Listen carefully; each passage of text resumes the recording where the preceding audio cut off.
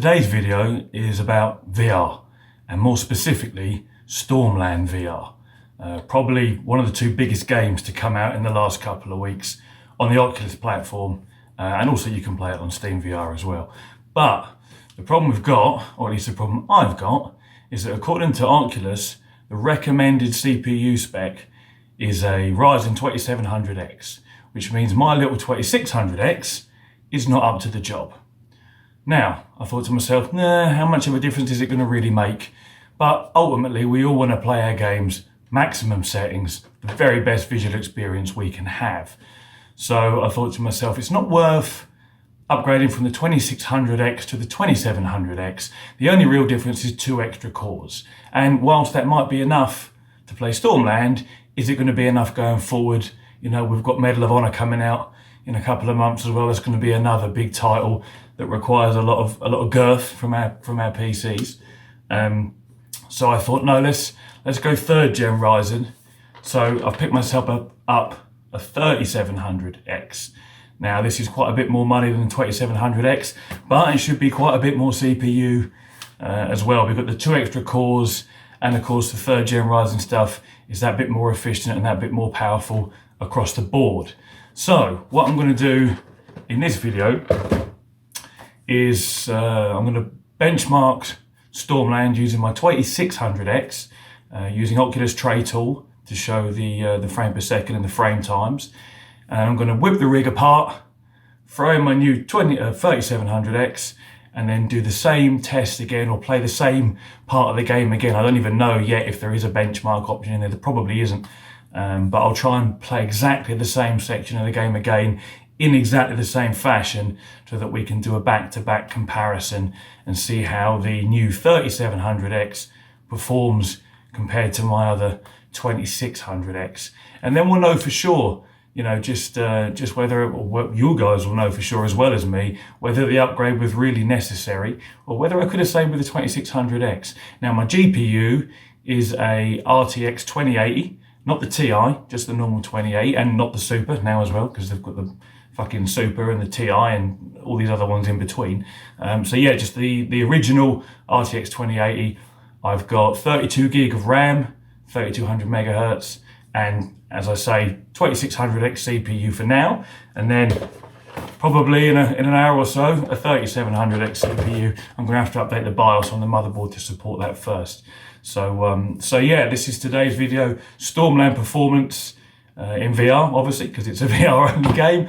I'll be using the original Oculus Rift CV1. I do have a Rift S as well, but we're going to be using that one because it's set up here. And that will also take probably a little of the pressure off the graphics card and more onto the CPU, because the Rift S is higher resolution, although it's, you know, 80 hertz to 90 hertz, so maybe that balances out, but we don't know. But that's what I'm going to use, the original CV1, RTX 2080, 32 gig of RAM, 2600X to start with, and then the 3700X, and we'll see what difference that makes. So join me over the next 10-15 minutes whilst I do all this, and yeah, I'll be back with some benchmarks in a moment.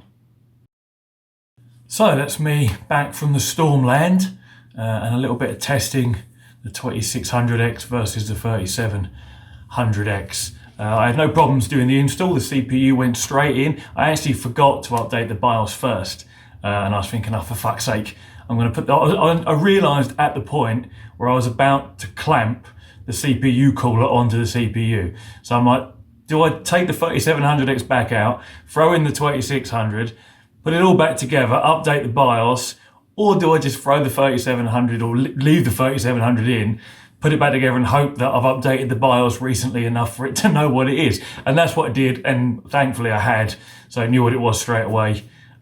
Just had to set my XMP profiles for the RAM, and for some reason my audio defaulted to 2-channel instead of 5.16 channel, so I don't know why that was, but sort of did a few bits and bobs out.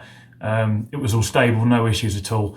So fired up Stormland, fired up OBS to capture the footage, which I should be showing hopefully now.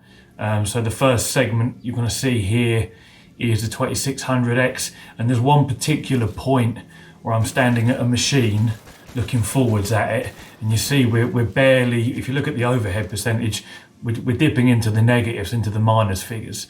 And of course, this is when, if it drops just a touch lower, we're going to kick down to 45 frames a second. And for me, that's motion sickness city. I do get it quite bad if we're not holding a steady 90. So yeah, on the 2600X, we're right on the borderline there of dropping to 45.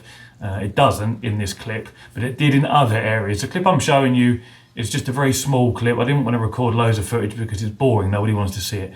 But there's a few places leading up to where I am in this footage where it did drop down to 45 FPS.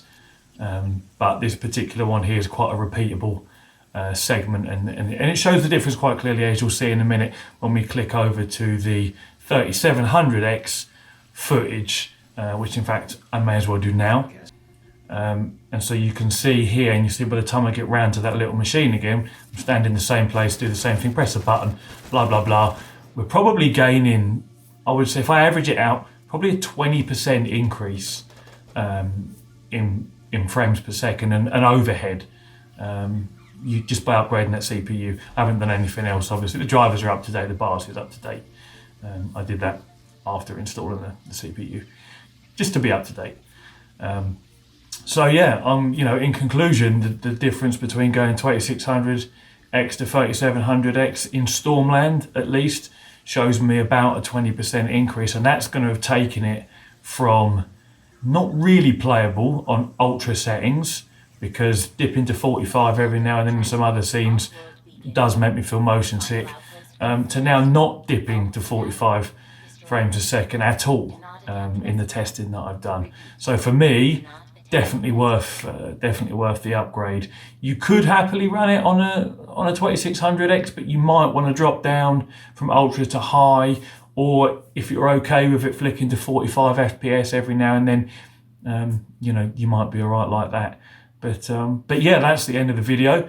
My point of view, yeah, well worth the upgrade, well worth the money. Do you need to do it? No, you don't. You can get away with a 2600X in spite of what Oculus recommends. I mean, I haven't played through the whole game, so maybe there'll be some other areas where the 2600X would struggle some more. But what you really need to know is just you gain 20% in performance if you go up to the to the 3700X. But that it is playable with the 2600X, on high, maybe even drop back to medium if you absolutely have to. And this, as I say, is with an RTX 2080 and 32 gig of RAM. So thank you very much for watching this video. I hope you found it useful. If you have, the score, like and subscribe for more, and I'll see you in the next one. Take care.